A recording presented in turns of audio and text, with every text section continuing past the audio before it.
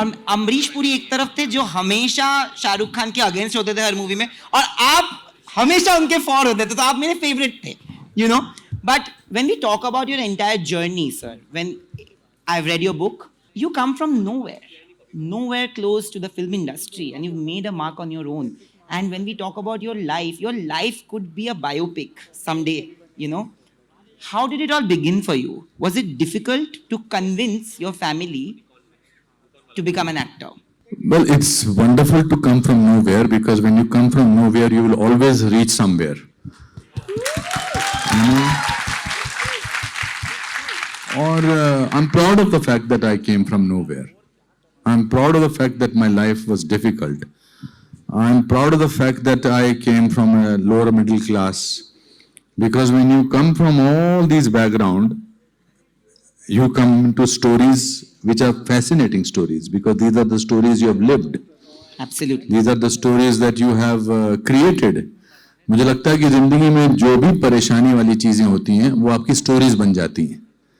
जो जिंदगी स्मूथ चले, जो जिंदगी में कोई परेशानी ना हो, वैसी जिंदगी जीने का क्या फायदा. Absolutely. तो इसलिए I think it's wonderful to be able to do that. It was not difficult for me to get into movies. In the sense, think of getting into the movies. It was very difficult to get into the movies. Because छोटे शहर में, आप में से कितने लोग छोटे शहर से आते हैं? 80% लोग छोटे शहर से. छोटे शहर में, and I am talking about 60s, छोटे शहरों में सपने देखने का बहुत टाइम होता है. आपके पास जिंदगी आस्ता आहिस्ता चलती है. पैदल, मेरा जो स्कूल था वो 11 किलोमीटर दूर था एक साइड, तो 22 किलोमीटर तो आदमी चलता था रोज. तो कितना देखने, कुछ करने का, ख्वाब देखने का पूरा टाइम होता था. I was very bad at studies. I never got more than 38% marks in my life. Never. Let me play a small game with them. आप में से 50% से ऊपर कितने लोगों के मार्क आए हैं? 50. Very good. और 60 से ऊपर? अरे पढ़े लिखे लोग हैं. 70 से ऊपर? अच्छा 80 से ऊपर? फिर भी आप नीचे बैठे, मैं ऊपर बैठा हूं.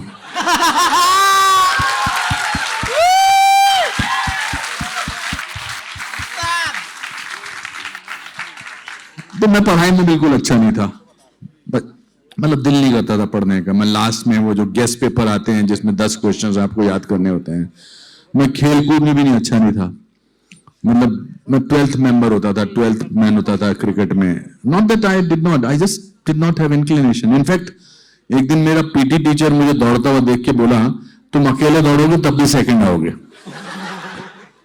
But my passion was watching movies. हमारे यहाँ 4 सिनेमा हॉल्स थे, शाही, रिट्स, रीगल एंड रिवोली. मेरा पूरा बचपन उन सिनेमा हॉल्स में जाने से गुजरा. उसमें क्या होता था कि सिनेमा हॉल में जाने से अपनी गरीबी कम लगती थी. ऐसा लगता था ये जो जिंदगी आप पर्दे पर देख रहे हो, ये कितनी अच्छी जिंदगी है. नॉट बिकॉज रिच जिंदगी है, रिश्तों की जिंदगी है, तकलीफ की जिंदगी है, खुशी की जिंदगी है, मोहब्बत की जिंदगी है. और मैं सोचता था कि एक दिन मैं भी शायद इस पर्दे का हिस्सा बनूंगा. But then I went through the whole training of 1 year of drama school in Chandigarh, 3 साल यहाँ दिल्ली में, फिर उसके बाद 1 साल मैंने लखनऊ में पढ़ाया डिपार्टमेंट ऑफ ड्रामा थिएटर में. फिर मैं 3 जून 1981 को बॉम्बे पहुंचा था with 37 rupees in my pocket, and this is a very dignified, bald, sexy look. But अब जब आप नए नए बाल निकलते हैं तो आधे इधर से निकलते हैं, आधे उधर से, आपको पता होगा. इसलिए ये तो शेप्ड लुक है. तो इन 80s, अर्ली 80s में आपके बाल ना हो और आप एक्टर बनना चाहते हो, ये तो पॉसिबल ही नहीं था. आप कितनी टैलेंटेड हो मगर nobody was interested. Hair style आपका सही नहीं है. But then I knew that I was a graduate from the drama school. I was a gold medalist from acting. तो मुझे पता था कि टाइम लगेगा, बट लगा. 3 साल डिफिकल्ट थे. यू नो, यहाँ पे इतने सारे यंगस्टर्स हैं, हमको ना एक कंडीशनिंग होती है, जैसे घर पे पढ़ाई करो, फिर नौकरी करो एक एज के बाद, फिर उसके बाद शादी करो, फिर बच्चे करो, फिर काम करते जाओ और फिर बच्चों को देखो, और फिर फाइनली रिटायरमेंट. ये एक पैटर्न है. मुझे जानना है कि आपके पापा, आपके पिताजी ये पैटर्न को कभी फॉलो नहीं करते थे इन द 60s। हमारे मम्मी पापा हमको बोलते हैं कि हर चीज में सक्सेस होना चाहिए, पर उन्होंने आपके फेलियर्स को सेलिब्रेट किया है। बहुत कम लोग, आई एम प्रीटी श्योर कि यहाँ पे हम, अगर आज ये इंटरव्यू बहुत अच्छा हुआ या फिर कुछ हुआ मेरी जिंदगी में तो मैं सेलिब्रेट जरूर करूंगा, पर हम में से कितने लोग एक्चुअली फेलियर्स को सेलिब्रेट करते हैं या फिर हमको सिखाया गया है कि फेलियर्स को सेलिब्रेट कीजिए। You were very young. How did you take it that time? So as I said to you कि we came from a lower middle class family. अब तो lower middle class बोलते हैं, अब बोलते हैं financially deprived and things like that. उस समय तो गरीब और अमीर होते थे, तो middle class उन दिनों नहीं होता था। हम 14 लोग, ये मैं कहानी बार बार सुना चुका हूँ अपने लोगों को, मेरे प्ले में भी आती है। 14 लोग हम छोटी सी जगह में रहते थे, 14 लोग। My father was the only earning member and he used to earn 90 rupees per month. 14 लोग में मतलब दादाजी, दादी, नाना, अपना ताया जी, उनके बच्चे, and we were very poor, literally poor, but we were very happy. Yeah. और मैंने एक दिन दादाजी से पूछा, मैंने कहा दादाजी हम इतने गरीब हैं, हम इतने खुश क्यों हैं? तो उन्होंने बड़ा अच्छा जवाब दिया। उन्होंने कहा बेटा जब इंसान बहुत गरीब होता है तो सबसे सस्ती चीज खुशी होती है। And I thought that was such an amazing thing to do. It was such an amazing thing to do. तो उन्होंने मेरे एक 12, 13, 14 साल के बच्चे के दिल से गरीब होने का डर निकाल दिया, क्योंकि उन्होंने कहा कि सबसे सस्ती चीज। दूसरा डर होता है फेलियर का, एग्जाम में पढ़ो नहीं, माता पिता डांटते थे। मेरे फादर बेचारे सुबह 8 बजे निकलते थे, उनका ऑफिस जो था मुझसे भी ज्यादा दूर था, मेरे स्कूल से भी ज्यादा दूर था। रात को 8 बजे आते थे। He didn't have time to find out what my subjects was, मैं कैसा था पढ़ाई में, क्या करता था। He didn't have the time and he did not have the inclination also. So आप में से बहुतों के साथ होता होगा कि जब आप एग्जाम देते हो तो आपको रिपोर्ट कार्ड अपने पेरेंट्स से साइन करवाना होता है कि नहीं? और वो सबसे खतरनाक चीज होती है अगर आपके पेरेंट्स स्ट्रिक्ट हो। मेरी मम्मी स्ट्रिक्ट थी, अभी भी स्ट्रिक्ट है, बट मेरे फादर जो थे वो जल्दी में होते थे। तो मैंने देखा अभी जल्दी में है जाने की, तो मैंने अपना 9th का रिपोर्ट कार्ड उनको दिखाया, और जैसे मैंने रिपोर्ट कार्ड दिया उनको याद आया कि वो स्टोर की चाबी भूल गए हैं, स्टोर कीपर थे वो। तो अंदर गए तो उनको थोड़ा टाइम मिल गया देखने को। तो उन्होंने मेरी रिपोर्ट कार्ड देखी, बोले अच्छा तू क्लास में 59th आया है? मैंने कहा हाँ जी। तो बोले टोटल स्टूडेंट कितने हैं? मैंने कहा 60। अब मुझे लगा कि अब मुझे डांट पड़ेगी, गुस्सा होंगे, मारते तो नहीं थे कभी, मम्मी बहुत मारती थी। तो उन्होंने एक लंबा पॉज लेके बोला, I can never forget that, I really remember. वो मेरे घर के पास, वो दरवाजे के पास खड़े थे, इन्होंने ब्राउन कलर का जैकेट पहना था, और उन्होंने एक लंबा पॉज लेके बोला कि एक बात तो है बेटा, जो फर्स्ट आता है ना, चाहे पढ़ाई में आए या खेल कूद में आए, उसको हमेशा ये टेंशन रहती है कि मुझे फर्स्ट आना है। वो सेकंड भी आता है तो उसको लगता है उसका डिमोशन हो गया है। लेकिन जो 59th आता है वो 48th आ सकता है, 36th आ सकता है, 24th आ सकता है। एक काम करना, अगली बार 48th आ जाना।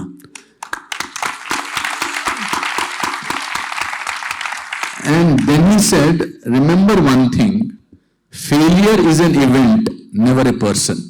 इवेंट फेल होता है, इंसान तब तक नहीं फेल होता जब तक वो खुद अपनी हार ना मान ले। एंड वो कोई बहुत इंटेलेक्चुअल किस्म के इंसान नहीं थे, उनको इस बात का एहसास नहीं था मैं बहुत कमाल की बातें कर रहा हूं। My grandfather was a very very hardcore intellectual, BA commerce में पास किया था, उन्होंने सब कुछ किया था। फिर ये दूसरी जो मेरी फेलियर की बड़ी फेमस कहानी है, वो ये कि जब हम 10th में हमारा बोर्ड एग्जाम होता था, तो 10th में हमारा रिजल्ट जो हमारे स्कूल का था वो 2 महीने बाद आता था, और मगर हमको 10th से 11th में बिठा देते थे। और सबसे ज्यादा बेइज्जती वाली बात ये होती थी कि अगर 11th में 2 महीने बैठने के बाद अगर रिजल्ट आया और आप फेल हैं तो आपको वापस 10th में आना पड़ता था। तब वो नए लड़के दो दोस्त होते थे, वो कहते ओ जी सीनियर आ गया वापस। तो ये तो एक पहलू है कहानी का। दूसरा पहलू है कहानी का कि हमारे शिमला में एक बड़ा अच्छा रेस्टोरेंट था, उसका नाम था अल्फा रेस्टोरेंट। अल्फा रेस्टोरेंट में हम 14 लोगों में से 4 लोग, मैं, मेरी माँ, मेरे पिताजी और मेरा छोटा भाई राजू, 6 महीने में एक बार अल्फा रेस्टोरेंट जाते थे। माल रोड पे था वो, बड़ा पॉश किस्म का रेस्टोरेंट, और वहां पर हमारा फिक्स्ड मेन्यू होता था। कुछ नहीं होता था, पर fix menu, mutton samosa, pineapple pastry और एस्प्रेसो कॉफी। और जब बिल आता था तो मेरे पिताजी 8 आने उसमें से 50 पैसे बिल पे टिप दे देते थे। ये फिक्स था, पर हमको लगता था ये दिन जो है जिसमें हम सिर्फ 4 लोग बैठे हैं, ये दिवाली से बड़ा है, होली से बड़ा है, न्यू ईयर से बड़ा है, because we were all first together 1 घंटे के लिए, 1.5 घंटे के लिए। तो अभी हम अल्फा में जा चुके थे 2 महीने बाद, अब ऑफिशियली मुझे 4 महीने बाद जाना था और मैं 11वीं क्लास में बैठा था। तो एक दिन पिताजी दोपहर में 3 बजे के करीब आए और मेरे बोले चल छुट्टी कर ले। तो आई वॉज वेरी हैप्पी कि पिताजी छुट्टी, स्कूल से छुट्टी करा रहे हैं। तो जब स्कूल से बाहर आए तो कहते कहाँ चलेगा चाय वाय पीने। तो मुझे लगा अभी अल्फा तो बोल नहीं सकता बिकॉज वहां तो 4 महीने बाद जाना है। तो मैंने कहा नथु स्वीट्स चलते हैं पापा। कहते अल्फा चलेगा। मैंने कहा अभी तो गए थे हम। कहता नहीं नहीं चलो चलो। तो हम अल्फा गए। तो मुझे लगा अब ये कुछ ज्यादा मंगाएंगे नहीं, चाय मंगाएंगे या कुछ भी। तो उन्होंने मेरे लिए भी पाइनएप्पल पेस्ट्री, मटन समोसा और एस्प्रेसो कॉफी मंगाई और अपने लिए भी। तो मैंने उनसे पूछा कि पापा आपकी कोई मुंह हो गई है क्या, तरक्की हो गई है या लॉटरी निकली है, आपने कैसे मंगाया? कहते नहीं नहीं खा ले खा ले। तो मैंने खाया। तो जब टिप दिया, मतलब बिल दिया, बिल के साथ 50 पैसे की जगह उन्होंने 1 रुपया टिप रखा। ऐसे कमाल है, आज क्या हुआ क्या है? कहते मैं एजुकेशन बोर्ड गया था, तेरा रिजल्ट पता करके आया हूं, तू फेल हो गया है। मैंने कहा फेल हो गया? तो ये क्या कर रहे हो आप? तो बोले मैं तेरा फेलियर सेलिब्रेट कर रहा हूं ताकि जिंदगी में तू कभी भी फेल हो तो याद रखना पाइनएप्पल पेस्ट्री और समोसा और चाय मंगा लेना, क्योंकि failure is an event never a person. मैंने ये कहानी बहुत बार शेयर की है, बहुत बार, करोड़ों बार शेयर किया है, क्योंकि मुझे लगता है इस कहानी में जो एक अंडर करंट करेज है मेरे फादर का, मेरा नहीं। So if the parents are very kind sometimes, Absolutely, sir. the main lessons of life come from home. हम क्या करते हैं, हम अपने पेरेंट्स को, और मेरे लिए भी मेरे फादर, देखिए आज मैं इतने साल हो गए, मेरे फादर को गए हुए भी 12 साल हो गए। आज मैं फादर की बात करता हूं, मेरे लिए मेरे father was the world's most amazing person, which sometimes we don't do it with our parents. हम अपने पेरेंट्स को क्लीशे समझते हैं, हम अपने पेरेंट्स को समझते हैं इनको कुछ नहीं पता। मेरा स्टैंडिंग इंस्ट्रक्शन होता था मेरे सारे दोस्तों को कि मेरे फादर सेम जोक 40 बार सुनाएंगे, तुमको हंसना उतना ही है जितना पहली बार हंसे थे। उनको कभी इस बात का एहसास मत देना। मैं तो बोलता था मेरे फादर बेस्ट हैं। तो मेरे फादर भी सबसे बकवास जोक सुनाते थे। उनका वो एक जोक था जो दुनिया का सबसे घटिया जोक है, पर मेरे दोस्तों की इंस्ट्रक्शन थी कि पापा, मेरे पिता इसमें तो बेटा एक क्या था, तुम सब लोग सुन रहे हो, सब लोग मेरे स्टूडेंट, मेरे जितने भी क्लास फेलो होते थे, हाँ जी सुन रहे, कि एक पुलिस वाला खड़ा था, तो उतराई पे था, तो सामने से एक साइकिल आई और साइकिल जो था उसने उसको रोका पुलिस वाले ने, और उसने कहा तुम्हारी लाइट काम नहीं कर रही है। तो साइकिल वाले ने कहा आगे से हट जाओ, इसकी ब्रेकें भी काम नहीं कर रही है। अब ये बकवास जोक है। मेरे दोस्त को बोला था मैंने बाहर की जोर से हंसना है, तो वो हंस हंस के गिर जाते थे। तो एक दिन मुझे बोलते हैं सुबह सुबह, तेरे दोस्त बड़े बेवकूफ हैं, सेम जोक पर बार बार हंसते हैं। So you have to make heroes out of your parents. Absolutely. That is most important. In fact, in Dilwale Dulhania ले जाएंगे, उसमें वो जो सीन है जिसमें शाहरुख खान फेल होता है, मैं कहता हूँ तुम तो लंदन में फेल हुआ है हमारे, तो मेरे वो एक्चुअल मेरे ताया जी, मेरे चाचा जी के नाम, वो बड़े बड़े जो पोस्टर लगे हैं ना, वो जो फेसेस लगे हुए हैं, ये तुम्हारे पिताजी पुष्करनाथ जी, ये तुम्हारे ताया जी, ये तुम्हारे चाचा जी। मेरे चाचा जी एक्चुअली 8वीं क्लास में 7 बार फेल हुए थे। हाँ सीरियसली। तो 8वीं बार उनको कंपैशनेट ग्राउंड में 9वीं क्लास में बिठा दिया था कि भाई उनको बाकी स्टूडेंट अंकल बंकल बुलाने लगे थे।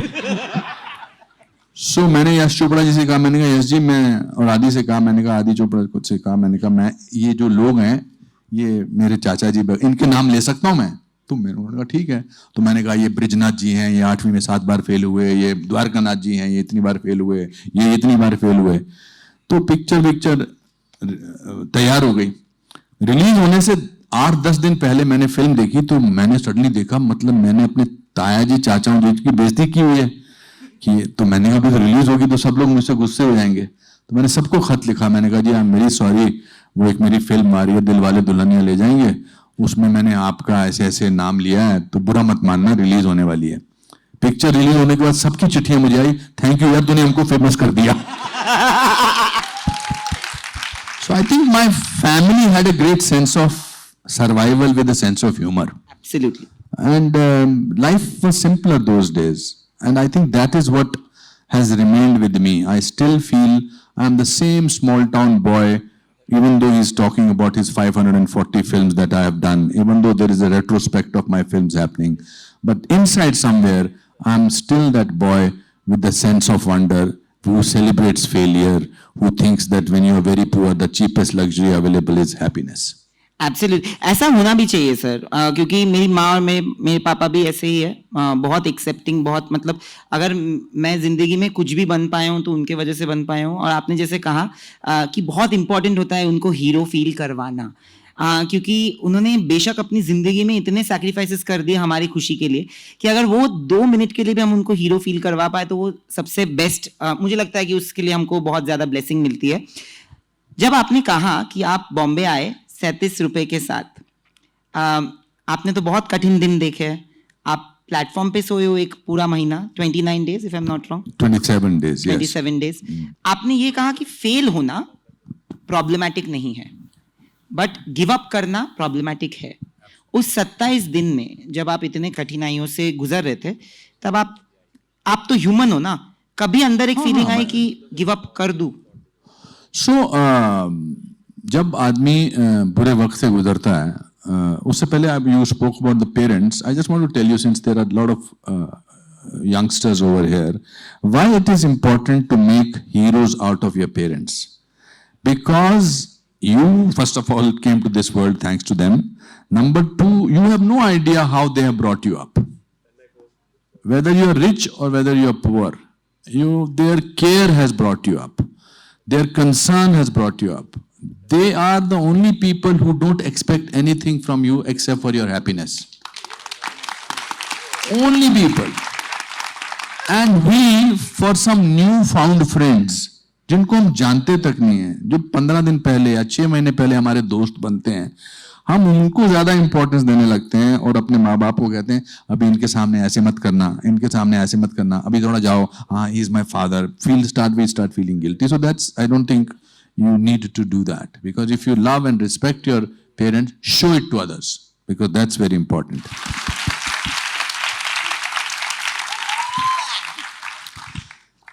To talk about the other thing, when I went to Bombay, मैं बहुत सारे सपने लेकर गया था कि मैं पढ़ा लिखा एक्टर हूँ. जब आपको पढ़ा लिखा होता है मतलब आप गोल्ड मेडलिस्ट होते हैं, आपने वर्ल्ड लिटरेचर के बारे में पढ़ा होता है, थिएटर के बारे में पढ़ा होता है. अब मैं पढ़ाता था लखनऊ में. I was the youngest 24-year-old teacher. And then you have a certain amount of confidence, and then I suddenly realise कि इस मुंबई शहर में तो आपको अंग्रेजी आनी चाहिए. अच्छा, मैं अंग्रेजी में लिख सकता था, पढ़ सकता था, बोलने में मुझे हिचकिचाहट होती थी. तो मेरे एक चाचा जी हैं, अभी यहीं पर रहते हैं दिल्ली में, तो वो हमारे यहाँ पढ़े लिखे थे, काफी पहले ग्रेजुएट थे. तो मैंने उनको चिट्ठी लिखी. उन दिनों चिट्ठी बहुत लिखते थे. तो मैंने कहा जी चाचा जी, मेरे को ना यहाँ पर बॉम्बे में, मुंबई आप जिसको कहते हैं, मुंबई में थोड़ा कॉम्प्लेक्स होता है, बिकॉज मैं अंग्रेजी में बात नहीं करता तो लोग मुझे सीरियसली नहीं लेते. तो उन्होंने कहा बेटा, किसी भी लैंग्वेज को सीखने का तरीका है कि उस लैंग्वेज में बोलना शुरू कर दो. तो मैंने डिसाइड किया कि मैं 4 बजे से लेकर 6 बजे तक मैं दुनिया उधर कहीं भी होऊंगा वर्ल्ड में, मैं सिर्फ अंग्रेजी में बात करूंगा. तो 4 से 6 तक मेरे सारे दोस्त भाग जाते थे, आ गया अंग्रेजी बोलने आ गया. बट धीरे धीरे मुझे बोलनी आ गई Angrezi. But that phase also went away. Then लोगों के पास उन दिनों फोटोग्राफ्स लेके जाते थे. हमारे पास तो पैसे थे नहीं कि हम गौतम राजाध्यक्ष या राकेश श्रेष्ठा, रोहन श्रेष्ठा के फादर से फोटो खिंचवाएं. मेरे पास तो प्लेस के फोटोग्राफ्स होते थे. और जो मैं रहने वाला था, जहां पर जिस जगह पर मैं जाने गया था, पता लगा था वो जगह जो थी वो किसी ने वो फ्रॉड था. तो फिर मैं किसी चौल में रहा. चौल से भी छोटी जगह थी. तो मेरी जो मकान मालकिन थी वो धोबन थी. तो उसका एक कमरा और एक किचन था. तो कमरे में हम 4 लोग सोते थे और किचन में वो अपने 3 बच्चों के साथ सोती थी और बीच में एक पर्दा था. It was very horrible situations. But ठीक था, मैंने सोचा था कुछ ना कुछ तो होगा. तो जब दूसरे दिन मैंने उधर के धोबन के बेटे से अपना एड्रेस मांगा, भाई मैंने कहा यहाँ का एड्रेस तो दे दो, मैं ताकि अपने घर वालों को बोलूं इस एड्रेस पे मुझे चिट्ठी लिखें. तो उसने एक टूटी फूटी हिंदी में एड्रेस लिख के दिया जब मैंने एड्रेस पढ़ा उस कागज पर तो मैं बहुत जोर से हंसा, क्योंकि उस एड्रेस पे लिखा था अनुपम खेर 2/15 खेरवाड़ी खेर नगर खेर रोड बैंड्रा ईस्ट। ये मेरा पहला एड्रेस था। तो मैंने मन में सोच लिया कि दुनिया की कोई ताकत नहीं मुझे रोक सकती। मगर धीरे धीरे आशावादिता, धीरे धीरे ऑप्टिमिज्म चला जाता है। So those days when I was sleeping on the railway platform, मैं 1:30 बजे 1:45 बजे लास्ट ट्रेन जाती थी, लोकल ट्रेन, और 4:40 पे नई ट्रेन शुरू होती थी। तो उसी वो 3-4 घंटे मिलते थे, उसमें भी कभी पुलिस वाला रेलवे गार्ड आके डंडा वंडा था, तो बहुत ह्यूमिलिएटेड महसूस होता था। लगता था कि क्यों आ गया मैं, मेरा कुछ नहीं होगा। फिर मैंने फिर खत लिखा अपने दादाजी को, उन दिनों कश्मीर में थे।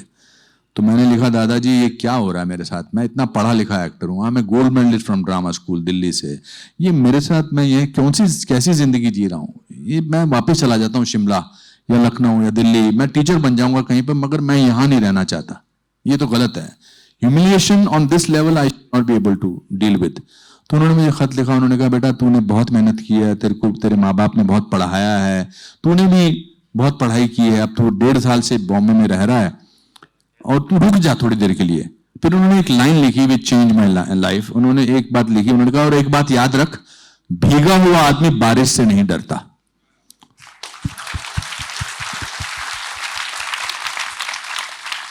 And that line was so real कि जो आदमी भीगा हुआ है वो बारिश से नहीं डरता है।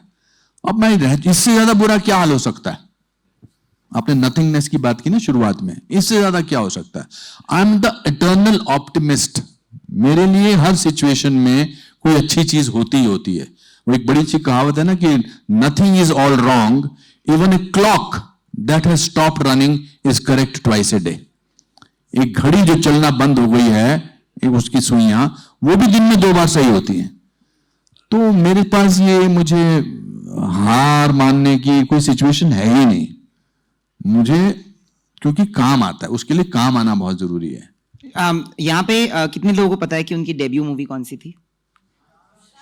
ओके, बच्चा जानता है दोस्तों, ऐसी बात एग्जैक्टली। बट ये भी बहुत कैसा लोगों को बेवकूफाना सवाल था। बहुत लोगों को ये नहीं पता है कि उसमें भी एक कहानी छुपी हुई है, कि आप ऑलरेडी लॉक हो चुके थे, फिर उस मूवी से आप रिप्लेस हो गए थे, फिर आप कैसे वहां पे री एंट्री आपकी हुई, वो अगर आप सेम कहानी मैं सुना चुका हूं। बट क्या है कि when you live with honesty and truth, there is a great strength in that.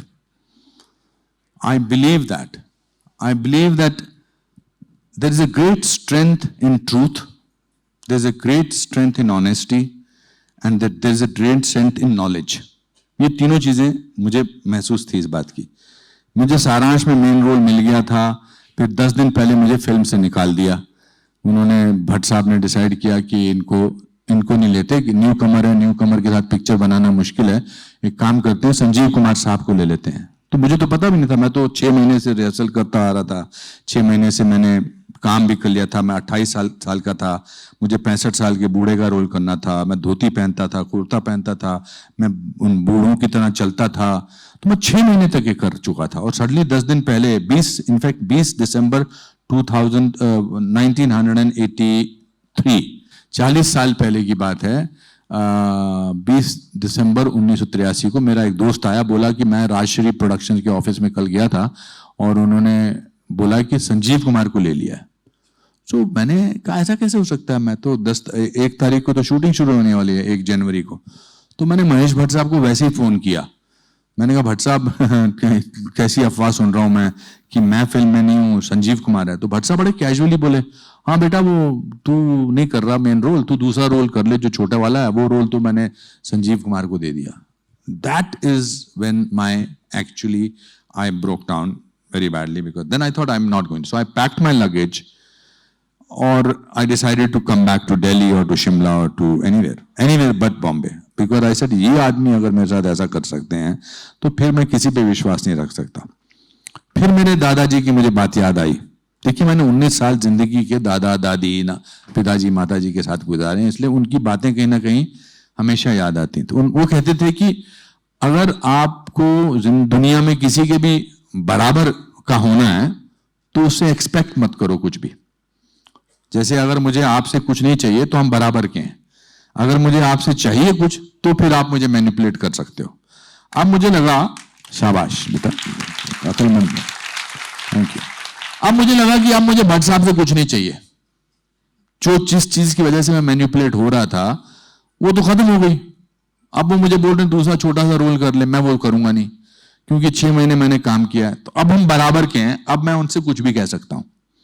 तो मैंने अपना सारा सामान पैक किया, जो मैं बॉम्बे सेंट्रल जाने वाला था रेलवे स्टेशन, तो मैंने कहा भैया टैक्सी वाले को बोला जरा ले चल भट्ट साहब के घर पर। और मैं उनकी 6ठी मंजिल पर, लिफ्ट काम नहीं कर रही थी, मैं ऊपर पहुंचा, भट्ट साहब ने दरवाजा खोला और बोले अरे यार fantastic, you are taking it very sportingly, तू अक्लमंद आदमी है, तूने समझ गया, तू संजीव कुमार बड़ा बड़ा एक्टर है, बड़े पैसे कमा के देगा हमको, तू दूसरा रोल करने। मैंने कहा नहीं नहीं नहीं, आप गलत समझे हैं, इधर आइए अपनी इसके पास, खिड़की के पास। मैंने कहा देखिए नीचे टैक्सी है, टैक्सी में मेरा सामान पड़ा, मैं ये शहर छोड़ के जा रहा हूँ। कहते क्यों क्यों? मैंने कहा बस जा रहा हूँ, मुझे किसी पर विश्वास नहीं रहा, लेकिन जाने से पहले मैं आपको बताना चाहता हूँ कि आप दुनिया के सबसे बड़े फ्रॉड हैं।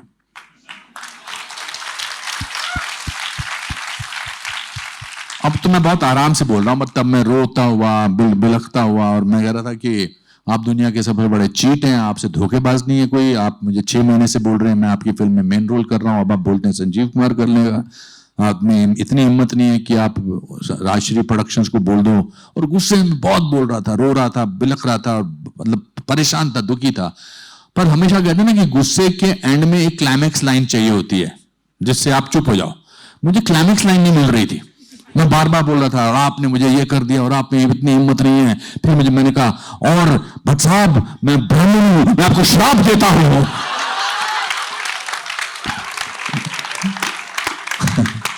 और मेरी पूरी कोशिश थी कि मेरे हाथ से कुछ चिंगारियां थोड़ी सी निकले। ये क्या कि जब मैं निकल गया, जब मैं टैक्सी में बैठा तो भट्ट साहब वो 6ठी मंजिल की खिड़की से चिल्लाए और बोले ऊपर आ जाओ, ऊपर आ जाओ, ऊपर आ जाओ। मैंने कहा नहीं, हाँ ऐसा कुछ करता। वो आए, फिर मैं सीढ़ियां चढ़ा, फिर लिफ्ट काम नहीं कर रही थी, फिर उन्होंने राजश्री प्रोडक्शन में फोन किया और उन्होंने राजकुमार बरजात्या जी से कहा, सूरज बरजात्या के फादर साहब से, कि भाई अनुपम खेर ने जो मेरे घर पे इस समय सीन किया है, इससे बेटर तो ये रोल कोई नहीं कर सकता, ये रोल तो वही करेगा। And then sir, and as they say, rest is history. ना मैंने उस दिन झगड़ा किया होता, ना आप मेरे लिए यहाँ ताली मार रहे होते। सो सत्य के लिए लड़ना बहुत जरूरी है, अनपॉपुलर होना सत्य के लिए, it's good to be unpopular with for truth. जब तक आप दिल की बात किसी को बताओगे नहीं तो सामने वाले को कैसे पता चलेगा? अगर मैं उस दिन निकल जाता या दूसरा रोल कर लेता, आप भी मेरे बारे में इतने अच्छे, मेरे हाथ पोस्टर लगा हुआ है, मुझे कितना अच्छा लगा।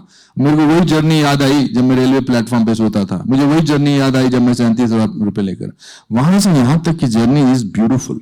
Absolutely. It's fascinating. I am not competing with my contemporaries. I am competing with the Tiger Shroffs of the world. I am competing with Varun Dhawan.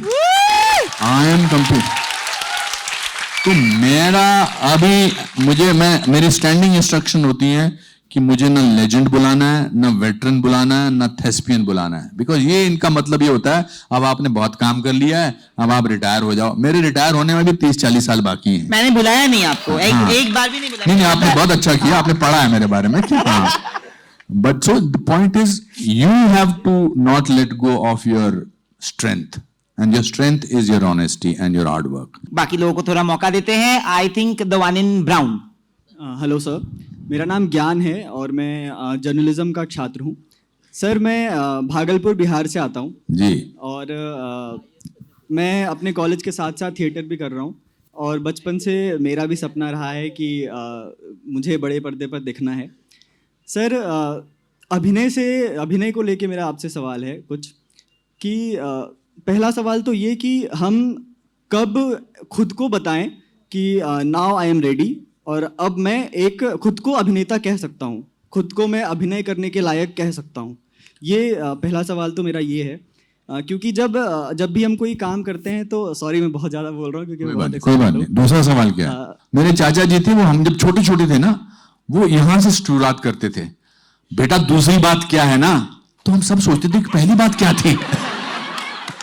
अच्छा, एक सवाल तो मैं समझ गया, दूसरा सवाल क्या है? और सर दूसरा सवाल भी अभिनय से रिलेटेड ही है कि जब मैं किसी को बताता हूँ कि मैं थिएटर कर रहा हूँ और अभिनय करने की कोशिश कर रहा हूँ, तो सामने से आता है अच्छा चलो कुछ करके बताओ, तो वहाँ पे मैं ब्लैंक हो जाता हूँ, क्योंकि मुझे लगता है कि जो सिंगर है वो एक गाना सुना सकता है, जो एक डांसर है वो कुछ डांस करके दिखा सकता है, जो म्यूजिशियन है अगर उसके पास वो इंस्ट्रूमेंट है तो वो म्यूजिक बजा सकता है। बट अगर एक्टर को कहा जाए कि अच्छा एक्टर हो चलो कुछ करके बताओ, तो वहां पे हमारे पास कोई ऑप्शन नहीं तो होता। आप दूसरे सवाल का जवाब मैं पहले देता हूं, आप उनको ऐसा कहा करो, ये मैं अभी नहीं, वक्त बताएगा। Thank you sir. कभी भी दूसरे को खुश करने की कोशिश मत करो। दूसरे को खुश करना अपने आप को दुखी करने के लिए कोई उसका कोई मायने नहीं है। हमारी पूरी जिंदगी इसमें निकल जाती है कि दूसरे को खुश करना है। इनफैक्ट आज के दौर में फेसबुक पे फेसलेस हमारे 600 फ्रेंड हैं या 700 फ्रेंड हैं, आम जिंदगी में शायद दोस्त हैं कि नहीं।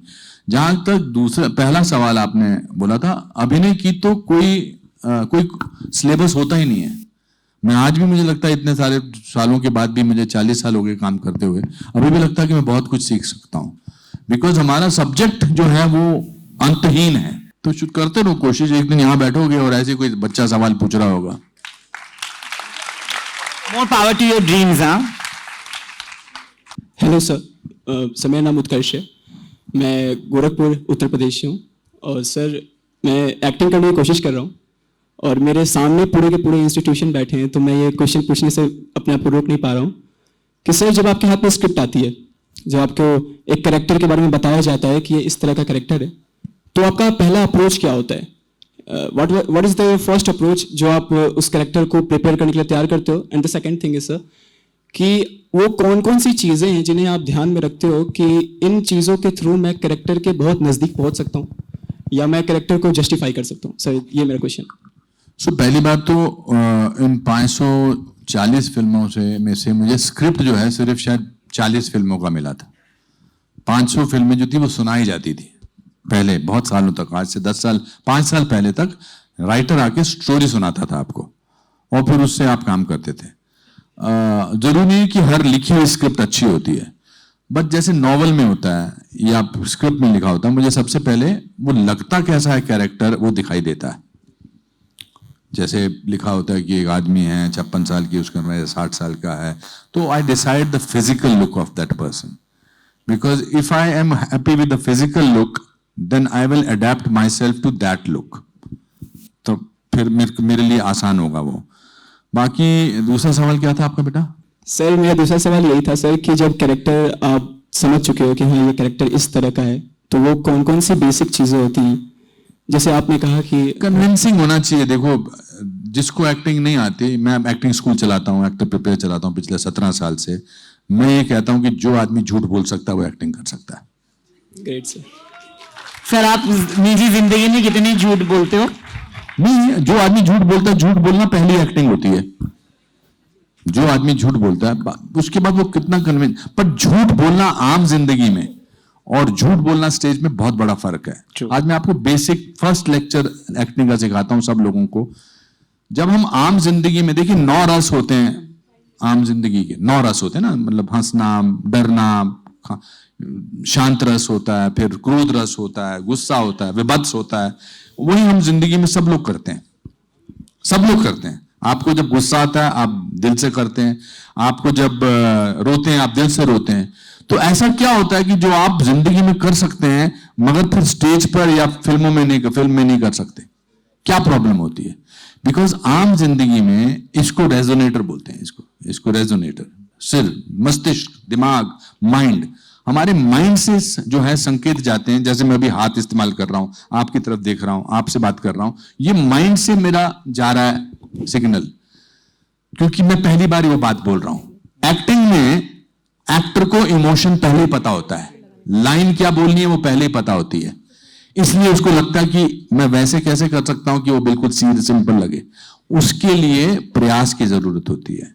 प्रयास, एक ही चीज को 10 बार करना, 50 बार करना, 100 बार करना। जैसे उधर जाओ उत्कर्ष, आप कभी ट्रिप करें, मतलब चलते चलते थोड़ा सा लड़खड़ाएं, ओके, उधर सीढ़ी चढ़ते चढ़ते लड़खड़ाओ, अब देखिए जो चल रहे हैं इनकी पूरी कोशिश है कि कैजुअल लगे, अभी गिरे नहीं. No, don't say sorry. I'm just proving a point because your mind knows. In acting, the mind knows that you have to do this. Now that will only happen when you have rehearsed 1,000,000 times. Now you will continuously go, but that will only happen if you kind of do that 1,000 times. So that's. हाँ जी. Okay, before taking that question, quickly I'll ask you this because यहाँ पे sir ने भी खुद करके दिखाया है. हम लोग ना बचपन से when we look at you and I'm pretty sure everybody here, we feel that every muscle in your body is acting. When you're acting, it's so natural that लगता है कि हर muscle move हो रहा है, हर muscle act कर रहा है. For an actor, a lot of people maybe you don't know. You were again spoken about it in a few interviews, in one of my interviews as well. But when you talk about never giving up, एक आप हम आपके है कौन shoot कर रहे थे जहां पे आपको फेशियल पैरालिसिस हो गया था. For an actor that could mean doom because if you are facially paralysed, how will you enact, how will you perform? How did you come out of that sir? By confronting it, but not lying about it, but by not hiding. जिस दिन मुझे पता लगा और doctor ने कहा कि 2 महीने के लिए घर चले जाओ, एक्टर्स के छोटा सा पिंपल भी निकल आता तो शूटिंग कैंसिल कर देते हैं, बिकॉज फेस इज एवरीथिंग ना. इट डजंट लुक नाइस कि एक पिंपल आया हुआ. मेरा पूरा चेहरा टेढ़ा हो गया था. जब डॉक्टर ने मुझे कहा कि आप चले जाइए, और वो पिलो वाला सीक्वेंस हो रहा था जो माए ने माए मुंडे रहते बोला गाना, तो डॉक्टर साहब ने कहा कि भैया 2 महीने के लिए आपको ये दवाइयाँ करनी है और ये फिजियोथेरेपी करनी है और आप चले जाओ क्योंकि आप नहीं कर सकते. जब मैं बैठा गाड़ी में तो मुझे लगा कि अगर मैं आज घर चला गया और 2 महीने तक मैं छुपा रहा तो मैं पूरी जिंदगी वैसे ही काटूंगा डर कर. तो मैं पहुंच गया हम आपके हैं कौन के सेट पर, और मैंने सूरज बरजात्या, सलमान और माधुरी सबको इकट्ठा किया. उनको बोला मैंने मेरा चेहरा टेढ़ा हो गया है और ये 2 महीने तक ऐसे रहने वाला है, तो मैं शूटिंग करने के लिए तैयार हूं. तो सीक्वेंस लकीली कुछ ऐसी थी कि सूरज ने उसको थोड़ा चेंज करके, अब आप अगर वो सीक्वेंस देखें तो मेरा उसमें कोई भी क्लोजअप नहीं है, और अगर आप फ्रीज करें तो आपको मेरा चेहरा नजर आएगा. Courage, I think courage is the most important factor. Thank you sir. Yes ma'am. नमस्कार, जय हिंद टू एवरीबॉडी. मैं आपको आज 30 साल बाद और इसी ऑडिटोरियम में देख रही हूँ. अरे वाह. और इसके बाद मैंने आपको ऑकलैंड में देखा है, मेरे भैया के पास वीर खर. जी जी जी. यू नो, याद है ना? ऑकलैंड में. ऑकलैंड में. Auckland New Zealand. या हाँ जरूर. तो वहां भी देखा था आपको. जी, जी, मुझे जी. आपकी हर एक बात पसंद है, हर एक सिटअप, जो भी आप कुछ भी बोलते हो, कहीं भी, चाहे जोक बोलो, चाहे देश के बारे में बोलूं, चाहे किसी सही बोल रहे हैं. देश, सब कुछ मुझे आपका अच्छा लगता है. Thank you. I am proud of, I am डाली खेर. हाँ wonderful. Thank you very I much. Am proud of you my bro.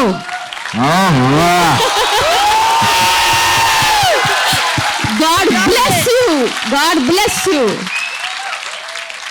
I am proud of you, my sis. You are the best. Thank you. मैं यहाँ पे एक चीज आपको बताऊं, as a media person, only in 1 minute I will tell you. हम लोग ना अभी ऐसे माहौल पे हैं जहां पे एक्टर्स, स्पेशली सेलिब्रिटीज, बहुत केज्ड हो गए. वो जो बोलना चाहते हैं, वो, मैं उनको ब्लेम नहीं कर रहा, माहौल ऐसा हो गया है जहां पे वो बोल नहीं पाते बिकॉज सोशल मीडिया पे कुछ भी चर्चा हो जाएगा. वो कुछ बोलना चाहेंगे, उसको थोड़ा मिस रिप्रेजेंट किया जाता है.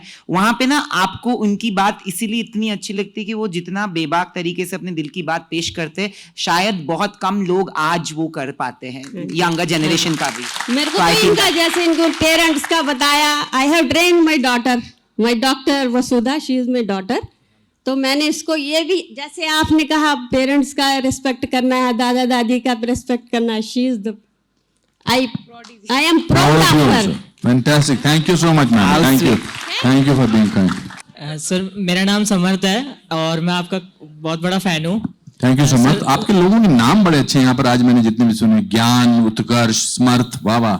सर सबसे पहले तो मैं आपको थैंक यू कहना चाहता हूँ for playing the role of Pushkar Nath Pandit in Kashmir Files. Thank you. आपने जिस तरीके से उसको प्ले किया, जितने फील के साथ, शायद मेरी नज़र में वो रोल और कोई कर नहीं पाता जितने तरीके से आपने उसे प्ले किया. सर मेरा क्वेश्चन आपसे ये है कि जैसे आपने मतलब उस फिल्म में कई रोल पुष्कर नाथ जी का रोल प्ले किया, तो उसको कई बार लोगों ने निगलेक्ट करने की भी कोशिश की, the reality of Kashmir files.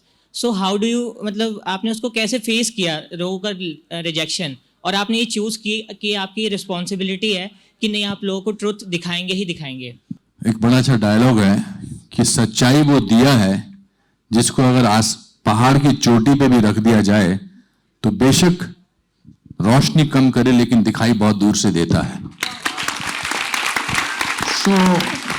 देखिए, अगर किसी ने कुछ बोला है, अगर वो सच है तो उसको अपने अंदर तरीके से बदलना चाहिए। अगर वो सच नहीं है तो उसकी तरफ तवज्जो ही नहीं देनी चाहिए। आज कश्मीर फाइल पे सबसे ज्यादा तालियां पड़ी हैं यहाँ पर, है कि नहीं? तो वो सच है, हमारे अंदर का सच है। जो इसलिए आजकल देखिए, आप सबसे बड़ी बात है जो मैं आपसे भी कहना चाहता हूं, don't try to be popular with the whole world, first be popular with yourself. Because if you are not popular with yourself, then there is something wrong with you. हमारी कोशिश ये रहती है, यार ये बाकी लोगों को अच्छा लगेगा कि नहीं, नहीं ये मुझे अच्छा लगेगा कि नहीं, ये बहुत इंपॉर्टेंट है। आप बोलते हैं मैं बेबाक तरीके से बात कर रहा हूं, आप कह रहे थे अभी, इसलिए करता हूं क्योंकि सच बोलने में कोई परेशानी नहीं होनी चाहिए। सच का कोई अंत नहीं है, सच की कोई इंटरप्रिटेशन नहीं है। I am happy with myself, उसमें कुछ परेशान, उसमें कुछ प्रॉब्लम भी होती है। Anyway, next. Hello sir, I am Ankit Srivastava from MIT। Sir, मैंने एक फिल्म देखा था साउथ की मूवी में, कार्तिकेय 2। हाँ, उसमें आपने कृष्ण भगवान के बारे में जो बताया था, लाइक हाँ, वो as a great philosopher, great scientist, great physician, right. Doctor. Sir, आज के जो यूथ है वो इस मतलब बात को लेकर के ज्यादा उतने सीरियस नहीं है। मैं उस पिक्चर की शूटिंग करने गया था, मेरा उसमें सिर्फ वही सीन था, और जब मैंने सीन पढ़ा तो कृष्ण भगवान के ऊपर था, तो आई टोटली आइडेंटिफाइड विद कि सच है। कृष्ण जैसा फिलोसोफर नहीं, उनके जैसा अरिथमेटिशियन नहीं, उनके जैसा मतलब सब चीजें उसमें लिखी है। तो मेरी शूटिंग जब शुरू होने लगी, 5 मिनट पहले मैंने डायरेक्टर को कहा कि यार मुझे लगता है ये कैरेक्टर जो है, जो मेरा कैरेक्टर है, ये ब्लाइंड होना चाहिए। तो उसने कहा सर मेरी पिक्चर की शूटिंग 5 मिनट में आप पहला शॉट देने वाले हैं, मैंने इसको ब्लाइंड नहीं लिखा है। राइटर और डायरेक्टर दोनों ने कहा। मैंने कहा मैं भी तैयार नहीं हूं, we will both need half an hour for me to prepare this. मेरा लॉजिक क्या था उसके पीछे? मेरा लॉजिक ये था, a man who is blind, if he's playing the role as a blind man, everybody will listen to him rather than looking at his eyes. क्योंकि जो मैं बोल रहा था वो ज्यादा इंपॉर्टेंट था इससे कि मैं वो कैसे बोल रहा था। तो डायरेक्टर ने कहा sir you have a point, but are you ready to play the blind man within 5 minutes? I said no, I will need half an hour. And then half an hour मैंने practice किया वगैरह किया। वो work इसीलिए करता है because उसमें, and I totally agree with what I am said in that film, that's why that clip became very viral. I agree and I think today's youth also agrees. हम अपने यूथ को छोटा मत महसूस कराएं। अब I personally feel the youth today is much more honest than other generations and I believe in that. They may not come across as reverent, वो शायद एक्टिंग ना करें, बाबूजी पाए लागे, बाबूजी कैसे हैं, ऐसा ये नहीं करें, मगर अंदर से बड़े ऑनेस्ट हैं और देश को लेकर भी बहुत ऑनेस्ट हैं। इसलिए मुझे लगता है हमारे देश का भविष्य बहुत ही उज्जवल है क्योंकि आप जैसे यूथ जो हैं वो यहाँ पर हैं। मेरा नाम प्रियंका है और I am from BGMC course. तो मेरा सवाल आपसे ये है कि it's quite inclusive and objective सवाल। तो मैं आपसे ये पूछना चाहती हूँ कि जैसे न्यू कमर्स, चाहे वो फिल्म मेकिंग की तरफ जाना चाहते हो या एक्टर्स, उनको इन फर्स्ट फेज में बहुत ज़्यादा मुश्किलों का सामना करना पड़ता है। एक्टर्स को नेटवर्किंग कैसे करनी है, कहाँ अप्रोच करना है, वो एट फर्स्ट पेस में नहीं समझ में आता और फिल्म मेकर्स को उतना चांस नहीं मिलता। तो मैं, जैसे आप बोल रहे थे कि आप फिल्म एक्टिंग स्कूल चलाते, तो मैं ये जानना चाहती हूँ कि कभी आप मतलब ऐसी अप्रोच को लेके आएंगे जहाँ पर फिल्म इंडस्ट्री के कुछ लेजेंड पर्सनैलिटीज जैसे आप, मतलब आप सबको इंक्लूसिव अप्रोच लेके। पहली बात तो मैं कहता हूँ कि क्यों कोई काम आसान होना चाहिए? Why should it be easy? Anything that is easy you will not respect it. आप डॉक्टर बनना चाहते हैं तो नहीं आप कहते कि इतना आसान बनना है, आप मीडिया एनालिस्ट बनना चाहते हैं नहीं बन ऐसा लग सकता। एक्टर कैसे आप इतनी आसानी से बन सकते हैं? मगर जो बनना चाहें और उस पर मेहनत करें उनको कोई ताकत नहीं रोक सकती है किसी भी तरीके। और खासकर आज की डेट में आप कैसे दिखते हैं वो आपकी स्पेशलिटी है, because casting directors are looking for somebody for faces rather than. जब मैं 81 में गया था बॉम्बे कि भाई इस तरह का हेयर स्टाइल होना चाहिए इसलिए उसके डोले शोले होने चाहिए। Today your looks is your blessing. कोई भी रास्ता आसान हो उसका कोई मजा नहीं आता। Make work hard and be honest and you will reach your destination. Thank you. बस हो गया। सो ऑन दैट नोट मैं सिर्फ ये कॉन्वर्सेशन मेरी अगेन मम्मी के बात पे क्लोज करूंगा। मेरी माँ ने मुझे एक्चुअली, आपने जब पूछा ना कि कितने लोग कितने परसेंटेज, तो I was a really good student, science student, and then I took up journalism with the only hope कि मैं लोगों के साथ बात करूंगा। और मुझे मैंने जैसे आपको कहा कि मैं शाहरुख खान का बहुत बड़ा फैन था। मैंने मम्मी को बोला कि आप फैन की तरह मिलूंगा तो उनको पता थोड़ी होगा कि मेरा नाम क्या है। मुझे चाहिए कि शाहरुख खान को भी पता चले कि ये जो बंदा है ना वो नयनदीप है। तो that was my goal. My mom and dad supported that dream, and you know initially there were a lot of brickbats, बहुत रिलेटिव्स ने बहुत कुछ बोला। जैसे आपने कहा कि कभी गिव अप नहीं किया, मेरी मम्मी पापा ने भी मुझे कभी गिव अप करने भी नहीं दिया। मेरी माँ हमेशा एक चीज बोलती है जो I think a lot of people who ask questions today because you want to either become actors और you want to become conversationalists और व्हाटएवर इन योर जॉब, वो भी एक सपना है। जैसे आपने कहा ना कि जिनके पास कुछ नहीं होता उनके सपने बहुत बड़े होते हैं। हम मिडिल क्लास सबसे ज्यादा इंडिया में लोग जो होते हैं, जो स्तर है वो सबसे ज्यादा लोग मिडिल क्लास है, और मिडिल क्लास लोगों के पास सबसे ज्यादा ना सपने होते हैं। और मेरी माँ बोलती है कि सपने किसी के थोड़े जल्दी किसी के थोड़े देर से, बट सपने सभी के पूरे होते हैं। तो उसी बात पे thank you because you have lived your dream sir and you inspire a lot of others. But before you get up, अभी I have got a small token of appreciation for you from Jagran film festival which I would like to give you.